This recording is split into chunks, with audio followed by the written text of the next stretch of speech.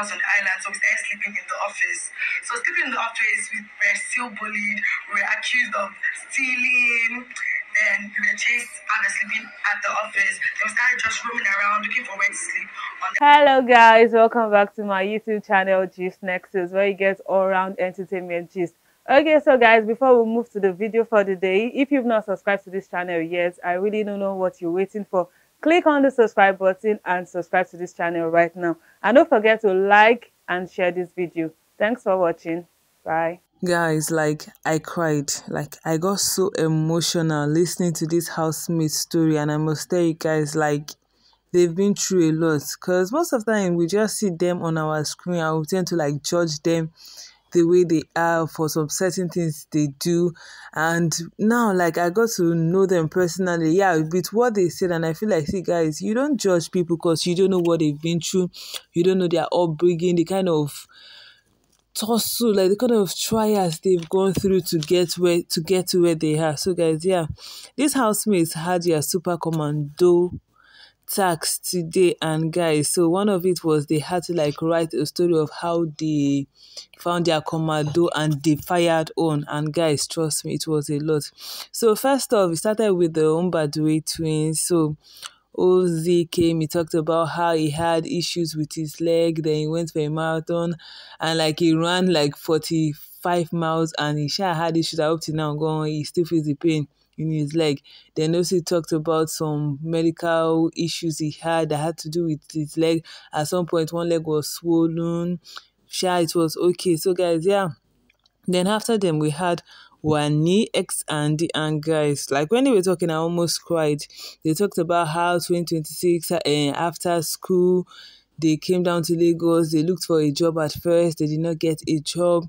Then they were staying in the mainland, and they now got a job on the island, and they were paying them about 60 to 80,000.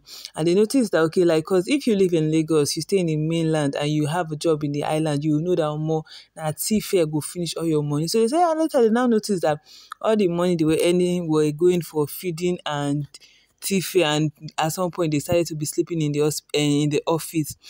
And when they started sleeping in the office, they got bullied. Some people were they were stealing from the office and all that. So guys, when she even said sleeping in the office, I was not maybe that was where some people were flying the rumors that they were sleeping in a whole house, that and Rhuthee now started bringing that. I was just that thought came to my mind then. Then after the bullying thing, they left the office and they started roaming around looking for where to stay and all that. Then Handi also spoke about at some point she was addicted to drugs, but thank God Wanni was there. Wanni put her through, and now see they started doing their DJ thing. That even now they charge per hour. At first people were in Nigeria, why would you be charging per hour and other? But now they charge per hour and they are doing fine. So after that, guys, before Checkers even came on stage, when Wanni and Handi were talking, Oyenka was just crying. Immediately she got to stage, she had her notes written down.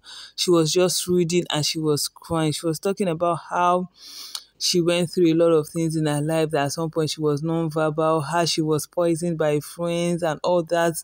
She was talking and she was just crying plain, and I felt sorry for her. I was emotional Oyenka. Then Tjay came, she talked about how she was going somewhere and she had an accident and they beat the driver and everything. She had talked about how the experience was and how she actually put through for it. And guys, another person's session or moment that was very, very emotional, and I got so emotional. I didn't even look at the person that was talking, was Chinwe. Guys, even Chinwe cried also. She was talking about how in 2011, her mom was diagnosed with cancer. They went for chemotherapy, radiotherapy, and everything. And the thing went.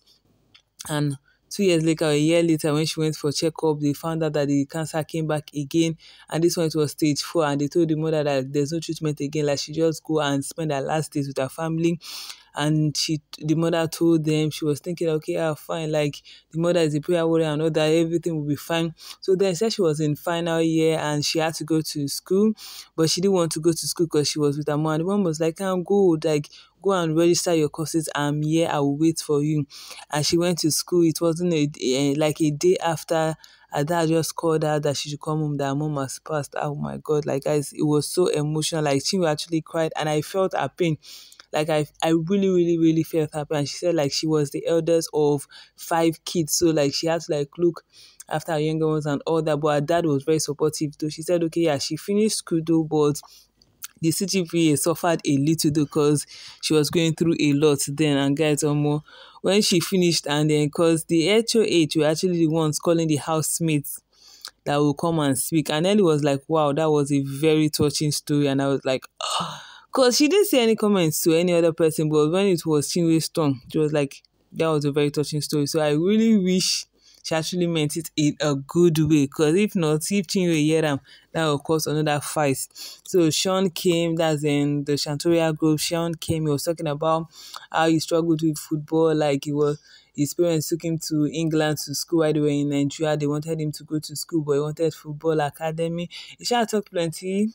We talked, then we had Victoria. Victoria came, she read her own. She talked about how her dad died a few days before her birthday, that she was assaulted during COVID, no job. She was struggling and all that till she found her love in traveling and now she's fine. Then Topher came. Excuse me. Topher came, talked about being a fashion designer, how he had his first shop, got burnt, and his whole world came crumbling. Like the shop burnt, and he was like, he was just still like, he could not believe it, and it was normal and everything. But luckily, he had a good support system. He had friends and family that supported him financially, and he grew and he got it back everything. There was this Cassia came. Cassia talked about how her family was key on education and white collar job. Okay, fine. She went to school, and after school, like she left Delta down to Lagos. That's okay, Baba, I'm not going to do white collar job. Like she's all about entrepreneurship and all that. They shared about how she came back to Lagos. She came to Lagos.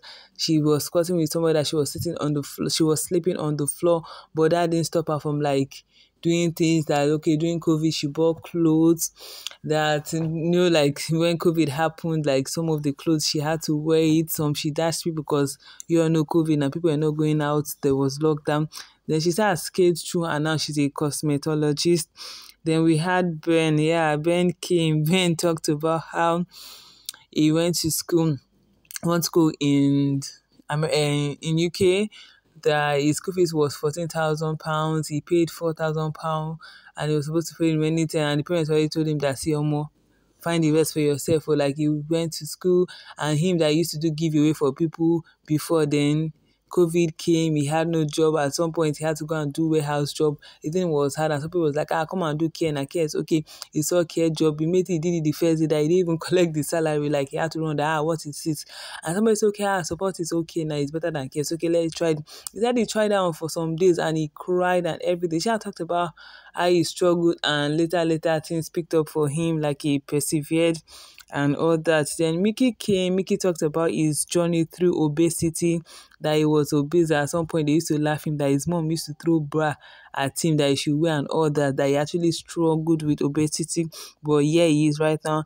And Fairme came also. He talked about the whole dance thing, how people were saying he's not good enough, that he should stop, and how he tried out for Big Brother for like 8 years before he came into Big Brother's house. And we had Nelly. Like Nelly's story was funny. Then again, she was like, she's a pure example of the thing that people say that you don't look like what you've been through. She said, okay, yeah, she came to Lagos like the first, and like, okay, no, she first said her mom was sponsoring her elder ones to school, and the mom was like, you have to wait and all that. And she was thinking like, maybe if she looks for small money and then she gives her mother, the mother will add to it. Then she said, okay, fine. She did that. She went to school. She was hustling and all that. Then when she came to Lagos, she left Aba to Lagos, that she rented a house, a very small house, that she didn't even have bed. She had a mat. And at some point, she met one guy. The guy came, and she wanted to see where she was staying. So the guy came to the house and saw that she was sleeping on the mat. And the boy was like, okay, I'm fine. Let's go. Let me get you a bed. Let me do something for you. So the guy took her, bought mattress, bought bed for her. And she felt like, okay, after the guy bought the mattress for her, he was always calling her. And she was like, she not because you buy bed for me, now you won't come do all these ones. Like, I no agree. Then one day, like the guy barged in on her. She was talking to her mom. And she was like, it's not because of bed you they feel like all this thing, come and take your bed. And the guy went, and around 12 a.m. she just saw like 3 guys knocking on her door, bo, bo, bo, bo, bo, and she opened it, and the guy was like, we are here for the bed. And she was like, wow. She had said that she was like, she's been through a lot and all that, but yes, she is now scaling through. So guys, yeah, after Nelly, like another emotional moment was Anita's own. Like, I could see the pain in her eyes. Like, she was tearing up.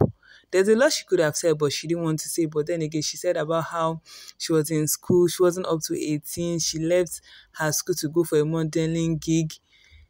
And she didn't tell anybody. She didn't tell her parents. She didn't tell anybody. And she was kidnapped. Like, she walked into a hotel. There was banned food and everything. Like, she went through a lot that almost made her not to model again. But then again, like, it took her like 10 years or so to get through it. And yes, she is right now. She became the most beautiful girl in Nigeria to 2018 and everything. So guys, like, I felt for her. Not just her, every one of them that had their story. Because guys, really, it's not easy. When you hear people talk about their past, what they've been through, that's when you know that more. It's not easy. Like, everybody has been through a lot. It's only when they tell you, no. Because when you just see them on your screen, like, this person looks privileged, this person looks like they have all they need in life and all that. But guys, you don't know the pain, the torture, the toil which they have been through. So guys, yeah, this is the story. Like, when they were done, Big Brother came and Big Brother was like talking to them, and guys, trust me, it was really an emotional one.